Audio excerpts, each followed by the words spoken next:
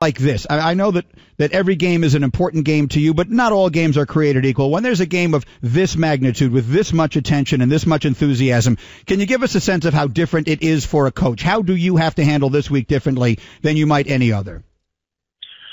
I think the biggest thing is you need to treat it as much as the same as possible. And with in college football, with our 20-hour rule and the amount of time we have with our players in the meeting rooms and on the field, I mean, everything is mapped out. I mean, every minute of the week is mapped out for our players during practice. Everything that all the situations that we have to hit are going to be hit on certain days and on certain periods. Same thing with us as coaches. I mean, Sunday nights we're working on certain things. Monday nights another thing. Tuesday nights another thing in preparation for what we'll do the next day in practice. So it's a lot alike. Now, after Thursday, after all the work's put in, that's when you have a little bit of time to think about the magnitude of the game. But really, from Sunday till then, you're just grinding away, trying to get prepared, get the best plan, get the guys that understand it and execute. And the interesting thing, though, is you're doing it with 18 to 22-year-olds. And while at Georgia and SEC teams are used to big games, still players are, while I say they're young and 18 to 22, they're also savvy and know exactly what can be on the line in a game like this. So do you have to do more in that sense to either keep them down, not let them peak too soon? Do you deal with the emotional side of this thing? Right. I don't worry much about the motivational part. I think there's going to be plenty of energy and excitement and all that, but it's got to be tempered to a certain degree so they can function, they can execute. If they, you want a team to be excited, you want a team to have energy, but if they're too excited and they have too much energy and they don't play their fundamentals right, or they get a stupid penalty or this, that, or the other, it's just not good for you. So the bottom line is we got to get them focused on their job. We got to get them focused on what's my assignment? What is my technique? And then certainly you want to add energy to that, but you can't get too carried away with your emotions or you're not going to be able to function well. And certainly on a national level, when people say Georgia, they think of Nick Chubb and just what he's doing and some of the great running backs.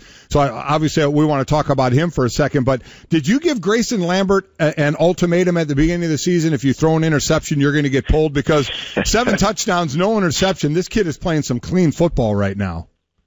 Well, he really has, and we had a tight competition at that position. And part of the criteria for winning the job was to have a healthy respect for the football and, make good decisions. Don't throw the ball up for grabs. Don't throw the ball, try to make some kind of special throw. Just take what the defense gives you. Run our system, get us in the right run play, get us in the right protection.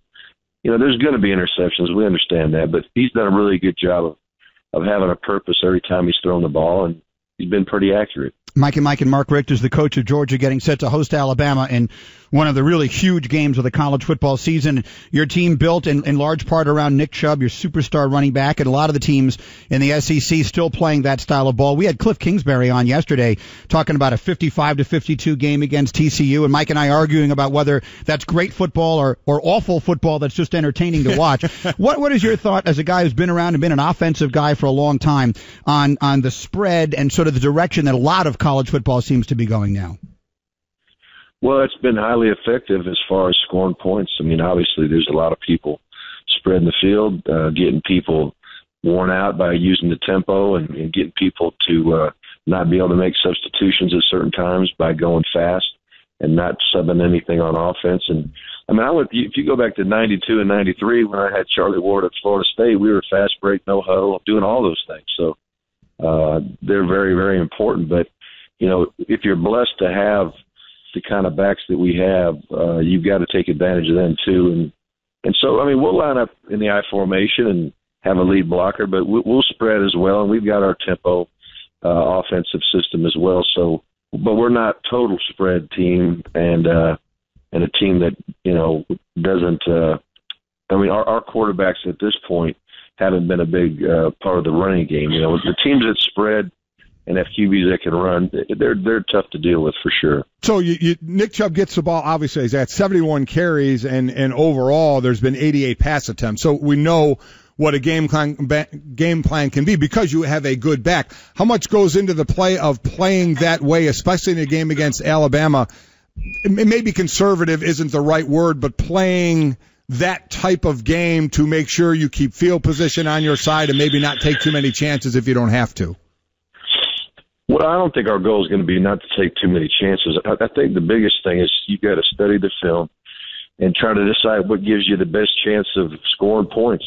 You know, if it's spreading and going fast, do that. If it's sitting there and hammering it out, you know, do that. You know, we've got some quality receivers as well. We got a quarterback that's, you know, playing well at this moment. So, you know, we want to have the balanced attack. We don't want to be – we definitely can't be one-dimensional because anybody can pack the box, get too many guys to block, and you're done. So the goal for us is if they do outnumber us in the running game, we're good enough to throw it. And if they want to play, you know, twin safety stuff, then we've got to be able to run the ball, and that's kind of how we operate. And, Coach, one other thing that we have to ask you, a story that is out there today, and that is that the police in Athens are investigating a woman's accusations of terroristic threats against your receiver and kick returner, Isaiah McKenzie. No charges have been filed.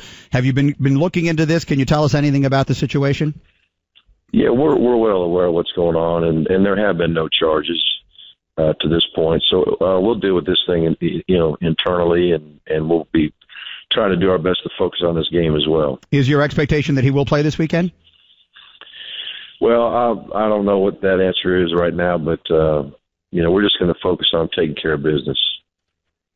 Understood. Right, fair enough. Yeah, Coach, listen, for whatever it's worth, and I am the ultimate kiss of death, I picked your team to get to the Final Four, to win the SEC and all that. That probably works against you because I'm always wrong, but I'll be rooting for you Saturday. Thanks very much for the time, and good luck Saturday afternoon.